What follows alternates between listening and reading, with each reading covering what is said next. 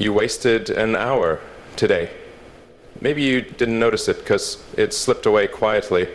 No warning, no sound, just disappeared like a breeze slipping through your fingers.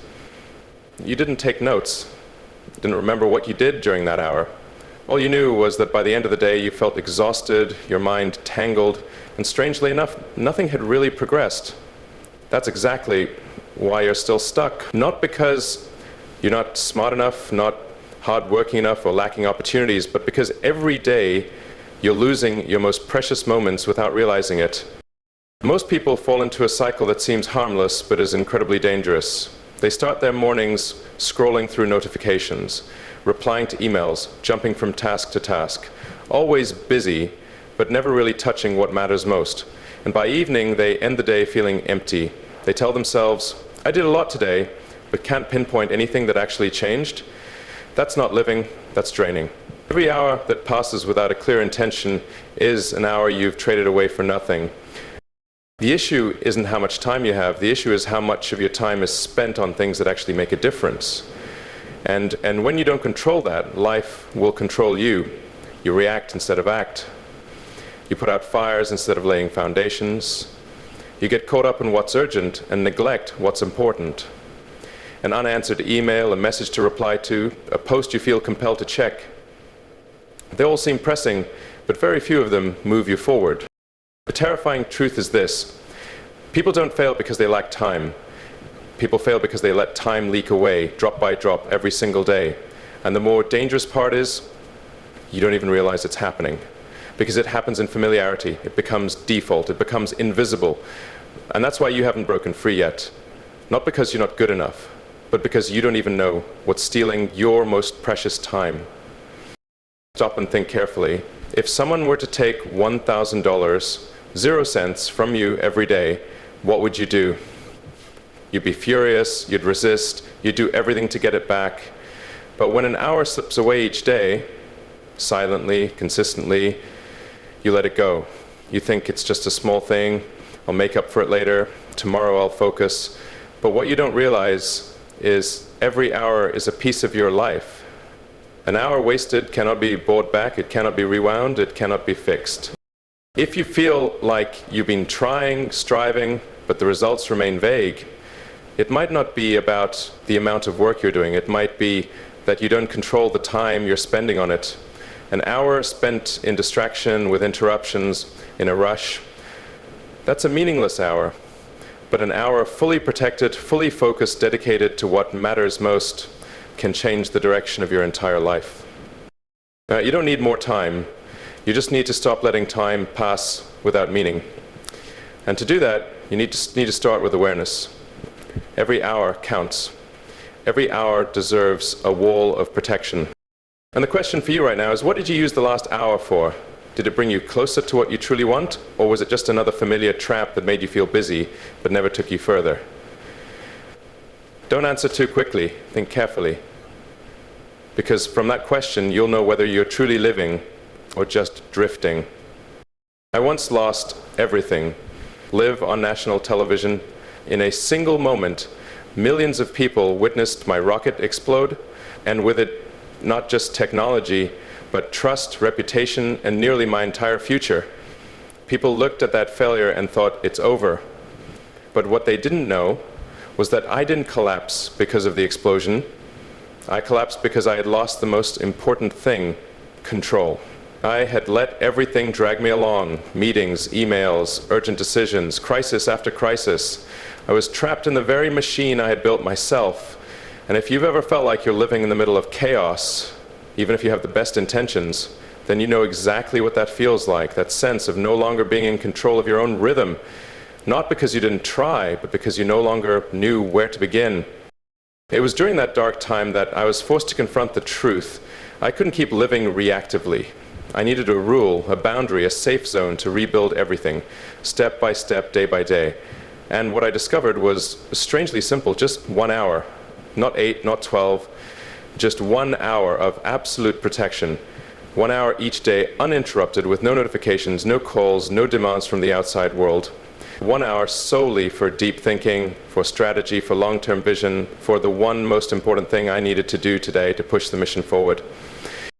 Sounds simple, right? But in a noisy world, one quiet hour is a luxury. That's why I had to make it non-negotiable. I scheduled it like a meeting with myself and respected it more than any other meeting. I didn't just block off the time, I built the environment around it. No phone, no email, just a blank sheet of paper and one question. What is the one critical thing today that, if I clarify it, everything else will become easier? The strange thing was, I didn't feel like I was doing more. I still had to deal with a mountain of work every day, but after just a few weeks, I began to realize something.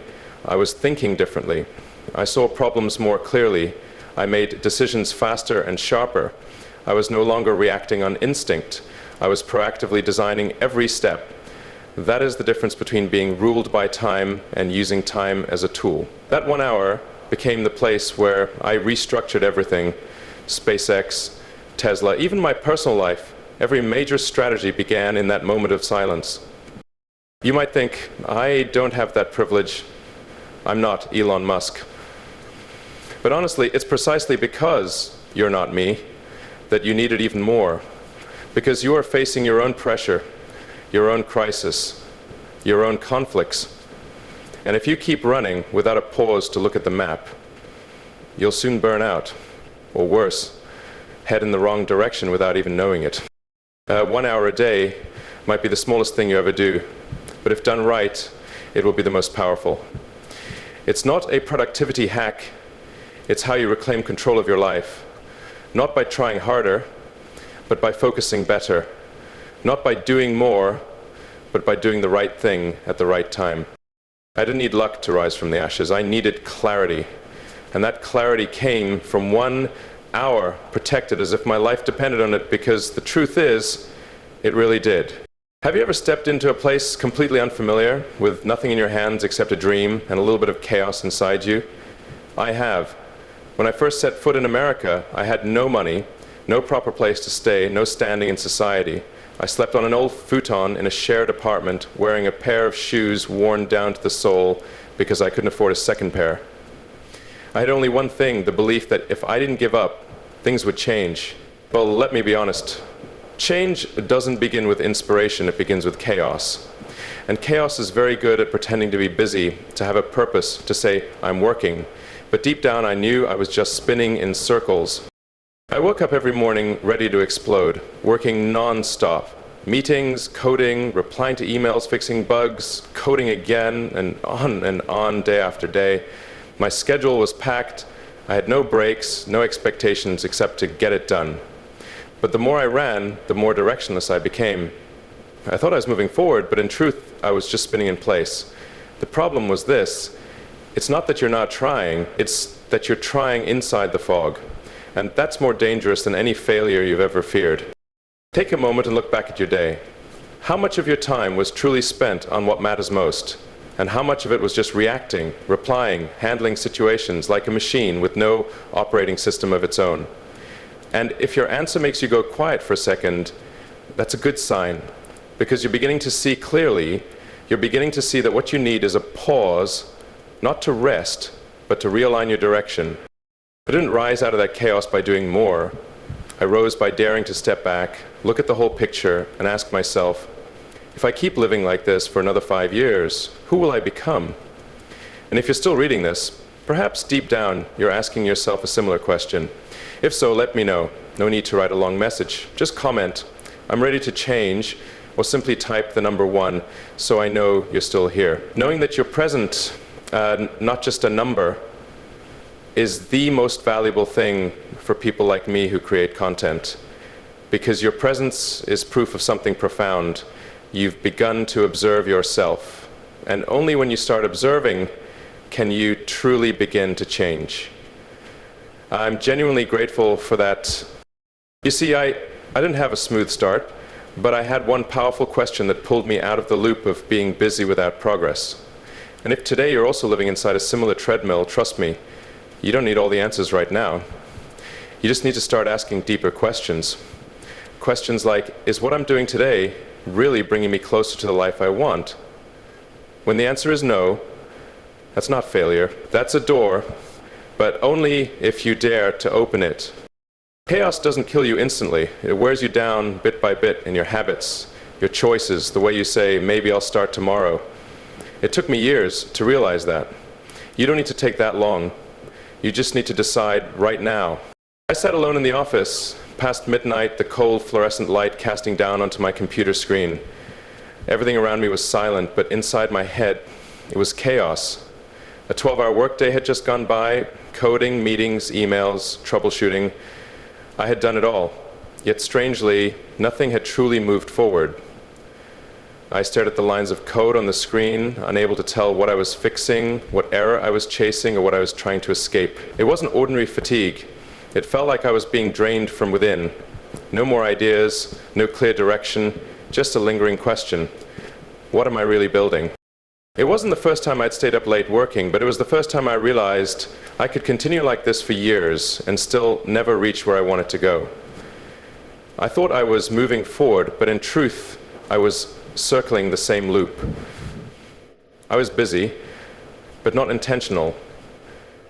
I was reacting to the world, not leading it. And then in the middle of that exhaustion, I forced myself to pause and ask one question: what would happen if I had only 1 hour a day to work on something I knew would truly make a difference? Just 1 hour, no interruptions, no emails, no meetings, no Slack, no messages demanding my attention. 1 single hour where I could think deeply, work deeply, and pour my full clarity into what matters most. That idea came to me in my most exhausted state, and it became the turning point. Because the moment I thought about protecting 1 hour, as if my life depended on it, I suddenly understood. This was how I could regain control. It wasn't that I lacked effort. I had worked like a machine, but without the space to think, I was merely chasing urgency. I was handling situations, solving small tasks, putting out fires. And that very cycle killed my ability to see the bigger picture. 1 hour wasn't just time, it was space. Space for strategy, for reflection, for direction. When I devoted a full, uninterrupted hour to deep thinking, I began to clearly see the difference between working and progress. It was like someone had wiped clean the fogged up windshield, so I could see farther down the road ahead. What surprised me most wasn't how much more efficient I became, it was how much deeper my thinking went. In a world where everyone is rushing, where we're all ripped away from our thoughts, after just a few minutes, 1 hour of focus becomes a massive competitive advantage. I started seeing strategic knots I'd never noticed before. Ideas for SpaceX, for Tesla, for production systems, for scaling strategies, all of it began in that 1 quiet hour each day. I didn't need more time, I needed more meaningful time. And that's what most people fail to realize. They think working 12 to 14 hours a day leads to results. But they don't understand. You can work all day and still never touch what truly changes the game. The difference lies in how much time you spend on what matters most, undistracted. The moment I asked myself that question, both my thinking and my rhythm changed. I began to rebuild everything, not with intensity, but with clarity. 1 hour a day, it wasn't just another entry on my calendar. It became the foundation. Everything else had to revolve around it.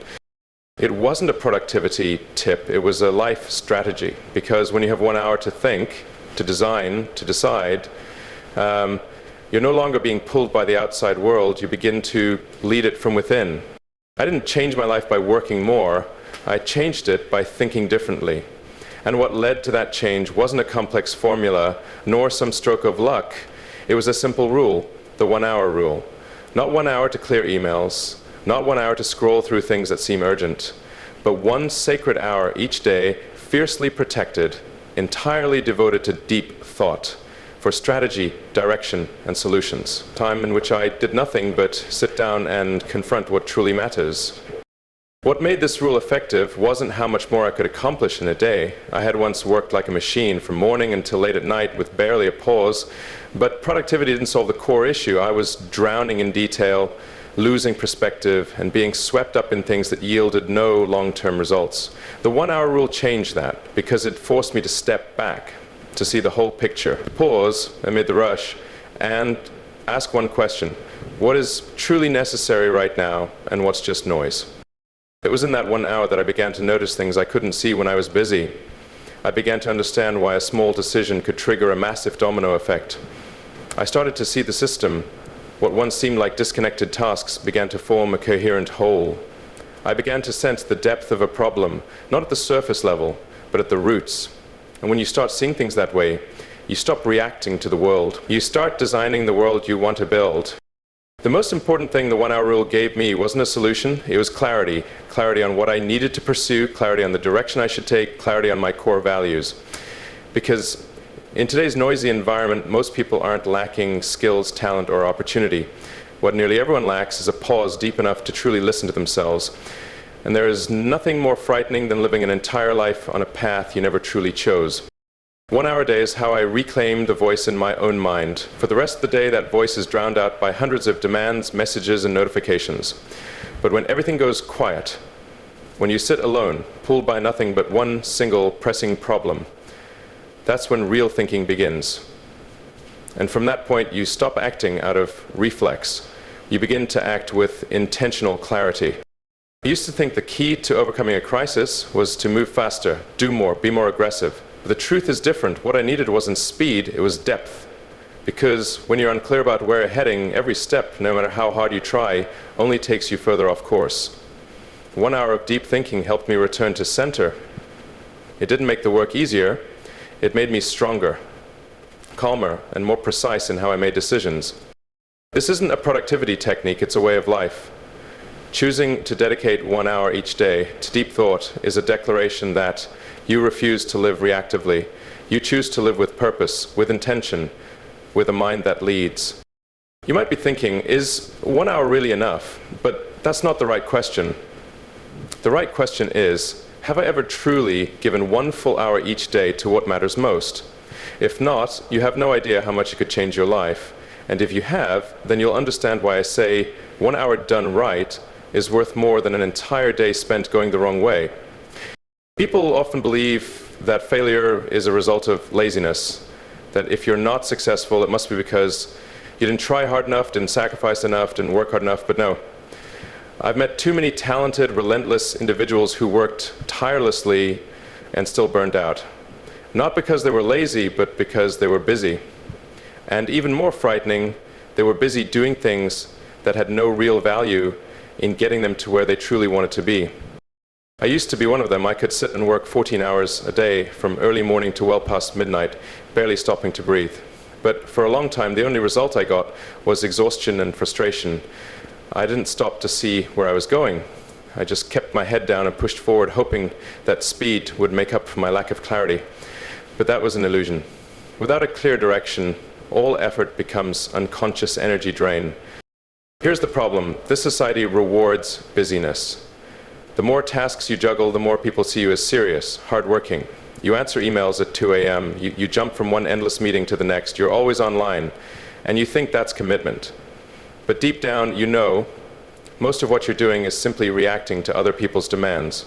You're letting others decide the priorities in your life. And over time, you forget what's truly important to you. That's why I created the 1 hour rule. Because I realized that without a clear boundary, I would continue to live in reactive mode. A person solving other people's problems instead of building solutions of my own.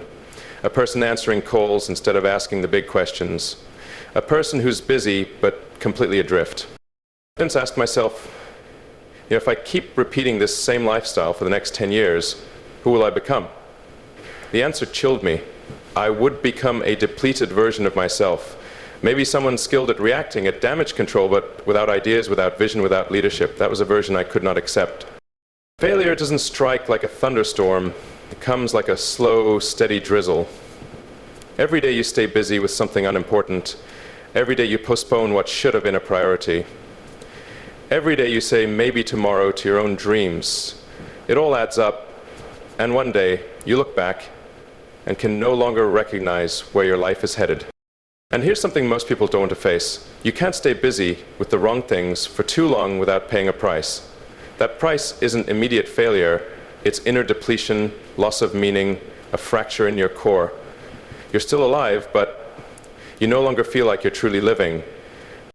The 1 hour rule didn't just make me more productive, it redefined my standards for success. Success was no longer about how many hours I worked, how many tasks I completed, or how many emails I replied to. Success became whether or not I spent enough time on what truly mattered, even if it was just 1 hour. And on the flip side, failure wasn't about failing to act, it was about failing to prioritize. When I started devoting 1 hour a day to deep thinking, I began to view my entire schedule through a different lens. I started to recognize which actions were just maintenance and which were breakthroughs, which were reflexes and which were strategy. I slowly stripped away the fake busyness to make space for the moves that truly mattered. Change didn't come overnight, but every hour I protected, every decision I weighed in silence, every thought I allowed to ripen instead of rushing to react, it all added up. And eventually, I realized I was no longer the same person. I was no longer being pulled along. I was leading the way. And that's what I wish I had understood sooner. People don't fail because they don't do enough. They fail because they do the wrong things for too long without stopping to check. 1 hour a day is that checkpoint. It's the mirror that reflects your journey. It's the reminder that you always have the power to change direction as long as you're brave enough to pause and think. I thought I had found the key. After several consecutive weeks of fiercely protecting 1 hour every morning for deep thinking, I began to feel things becoming clearer, my decisions were sharper. The vision for SpaceX, Tesla, grew more defined by the day. I no longer felt like I was being pulled along by the endless whirlwind of what was urgent. Instead, I was leading my work on my own terms. I thought, this is it. I've found the formula. But then one morning, I sat in the same familiar chair, opened the same notebook I always used to begin my golden hour, and my mind was blank, no ideas, no strategy, no guiding thread of thought, only complete silence and a growing restlessness. I told myself, maybe I'm just tired today, but the feeling came back the next day, and the day after that. I started to feel confused. The habit was still there, the space remained. Everything followed the routine, but inside me the signal was gone. I had the time, the discipline, the structure, but no direction. And that's when I realized I had fallen into a new trap, and one more subtle than the last. I had built the habit, but I hadn't updated the objective. I was running the golden hour like a ritual, but I had forgotten why it existed in the first place. It's like building a rocket with a powerful engine, a cutting-edge navigation system, but never inputting the flight coordinates. The rocket can fly fast, far, but without a destination, it's just drifting in space. And in that moment, I was the same. It was a critical lesson. Time, no matter how well protected, is only a foundation. If it contains no focused intention inside, it's still empty. An empty hour is still a lost hour. Emptiness doesn't come from having nothing to do. It comes from no longer knowing why you're doing what you're doing. When you lose your inner coordinates, you can be busy, disciplined, consistent, but all of it is just motion without meaning. I didn't lose the habit, I lost the signal, and that is far more dangerous, because habits often make you think you're on the right track. They create a sense of safety, a sense that you have a system. But systems don't guarantee that you're heading the right direction. They only guarantee that you're moving steadily. The real question is, where are you going? In that silence, I had to return to a basic thing I had neglected, asking myself again, but not some grand question, just one simple, brutally honest question. What am I pretending not to know? Not what do I not know, but what am I pretending not to know? Because the truth is, most of the time, we're not lacking answers. We're avoiding the answers we already have. We build a fog called, I need more information, it's not the right time, I'm still thinking it through, all just to avoid facing a truth that's already crystal clear. When I asked that question, a flood of truths surfaced. The decisions I was delaying, the problems I knew were important but had been ignoring. The assumptions I held on to just because they made me feel more comfortable in the short term. And in that moment of facing those truths, the key returned. Not because I discovered something new, but because I finally stopped avoiding the old. The golden hour is not just a separate block of time. It is a space for honesty, a place where you cannot hide from yourself. If you bring avoidance into it, You're just using habit to justify vagueness. But if you bring the courage to face things head on, you will find your direction again. I thought the key was in creating time, but it wasn't. The key was in creating clarity within that time. An hour without direction is a wasted hour, no matter how disciplined you are. And that moment of emptiness taught me something deeper than any success ever did. Inner silence is not always peace. Sometimes it's the signal that you've drifted away from your center without even realizing it. The simplest questions are often the most dangerous because they don't demand an immediate answer. They demand confrontation. No circling around, no evasion.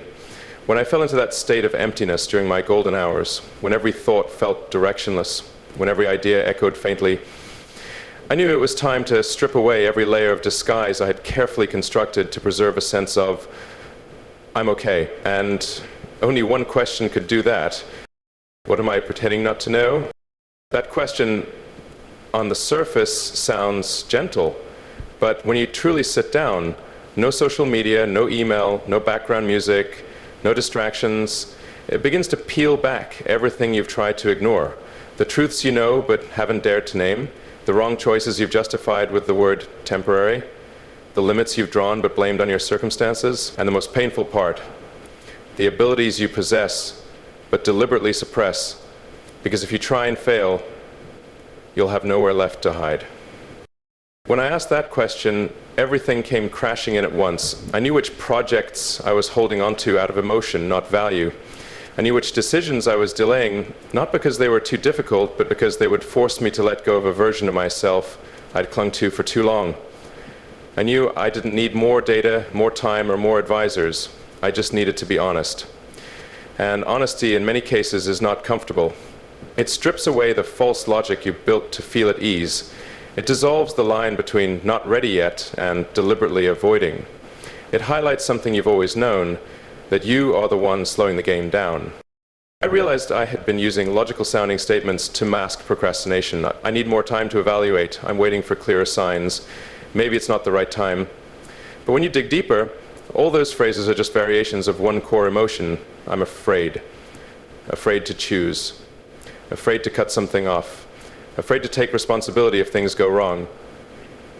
And while I was maintaining the habit of sitting down every morning for an hour to think, in truth I was playing a subtle game with myself, calling it strategy, when it was really a carefully designed spiral of intentional delay. In fact, that question doesn't ask for an instant answer. It requires the courage to hold silence long enough for your honest inner voice to return. And when it does return, you won't be able to ignore it. Because clarity, once awakened, demands action. You can't know and keep pretending. You can't see and continue on as if you didn't. It was in those very moments that I realized the biggest transformations don't begin with a plan. They begin with a brutal honesty with yourself. From that moment on, my golden hour stopped being a place to find answers. It became a place to check whether I was being honest with myself. Because if you start your day with inner dishonesty, then every decision you make that day, no matter how logical, will be misaligned at the root. Conversely, if you dare to face what you've been avoiding, then even if the solution isn't clear yet, you've already walked half the path. I'm not writing this as a philosophy, I'm writing it because I've lived it.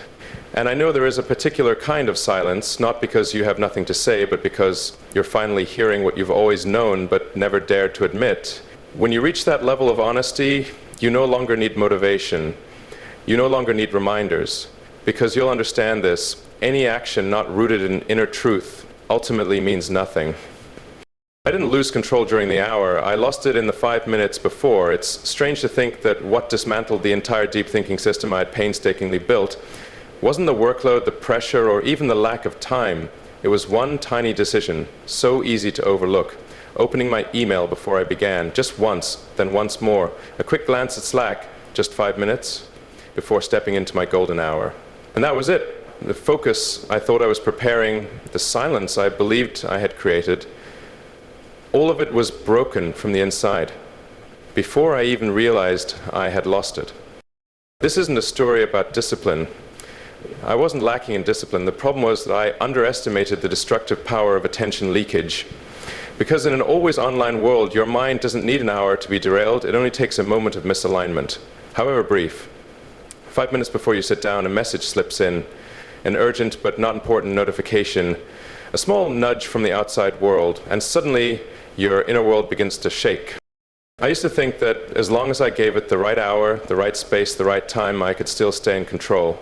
But the harsh truth is, you can't go deep if the doorway is already contaminated. It's like preparing to dive into the ocean's depths, but letting murky waters seep into your goggles. You can still dive, but you won't see clearly. The mind works no differently. It needs a pure warm-up. No noise, no emotional residue from what you just glanced at. That's when I realized what kills focus isn't work. It's the small habits you don't monitor. The habits you think are harmless. A few minutes on social media, a few short email replies, a quick peek at tomorrow's calendar. These don't just steal time, they steal ownership of your mind. And when you finally enter your golden hour, your mind no longer belongs to you. It carries echoes of unfinished conversations, pending replies, fragments of thoughts left hanging. You sit there trying to concentrate, but in truth, you're fighting to regain control from within.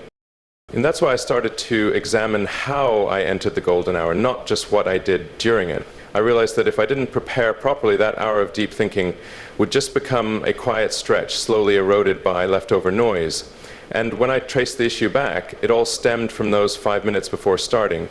Those 5 minutes are the threshold between a reactive mind and a proactive one. If you don't master that moment, then no matter how long you sit, you're just drawing circles in the fog.